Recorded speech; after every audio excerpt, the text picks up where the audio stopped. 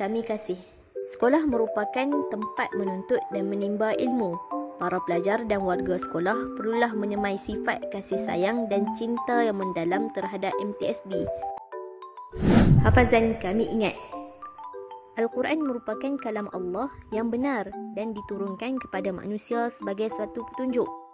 Prinsip ini bertujuan untuk melahirkan insan yang sentiasa menjadikan Al-Quran sebagai peneman, di samping menjadikan amalan membaca atau murajaah sebagai suatu rutin yang tidak akan ditinggalkan. Akademik kami atas 70. Ilmu merupakan suatu perkara yang sangat penting dalam kehidupan kita. Prinsip ini mendorong murid agar sentiasa meningkatkan pencapaian dalam akademik dan mendorong para guru dalam usaha mendidik para pelajar. Kurikulum kami kebangsaan. Setiap pelajar dan guru pasti mempunyai bakat dan potensi yang tersendiri. Melalui aktiviti kurikulum, pelajar dan guru dapat menyerlahkan serta membuktikan bakat masing-masing sehingga dapat menaikkan nama MTSD ke peringkat yang lebih tinggi. Solat fardu kami muafiq. Solat merupakan tiang agama. Prinsip ini sangat penting bagi setiap Muslim untuk menjadikan amalan solat berjemaah dan solat di awal waktu sebagai suatu keutamaan dalam kehidupan. Solat sunat seperti tahajud, qabliyah dan ba'diyah juga sebagai suatu amalan yang perlu diterapkan. Masa kami tepat. Pengurusan masa dengan cekap mencerminkan imej sesebuah sekolah. Jika masa sering ditepati, hal ini dapat mendisiplinkan pelajar dalam setiap tindakan.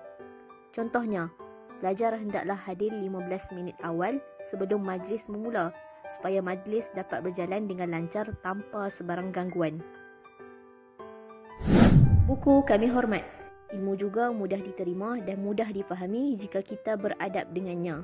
Contohnya, tidak meletakkan buku di atas rok kasut kerana kasut merupakan sesuatu yang kotor.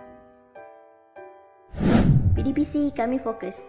Fokus di sini bermaksud memberi tumpuan sepenuhnya ketika belajar, tidak kira di mana sahaja kita berada, sama ada di sekolah maupun di rumah. Setiap pelajar hendaklah memahami konsep pembelajaran sebagai bukti kita fokus di dalam kelas. Program kami cekap. Pelajar hendaklah bijak mengurus sesuatu program dengan membuat perancangan awal sebelum bermulanya suatu program atau menyusun atur cara program dengan teliti. Tidak cukup dengan itu, mencipta kelainan dalam setiap program juga dapat menjadi idea sampingan untuk menyeronokkan para hadirin yang datang. Semua orang kami santun. Menyantuni setiap individu, terutamanya warga MTSD, serta menunjukkan contoh teladan yang baik dapat melambangkan imej sekolah yang terbaik. Salam kami sebarkan. Sentiasa menyampaikan salam kepada semua orang yang kami berjumpa atau terserempak kerana ucapan salam dapat mengeratkan hubungan silaturahim dan merupakan ucapan doa.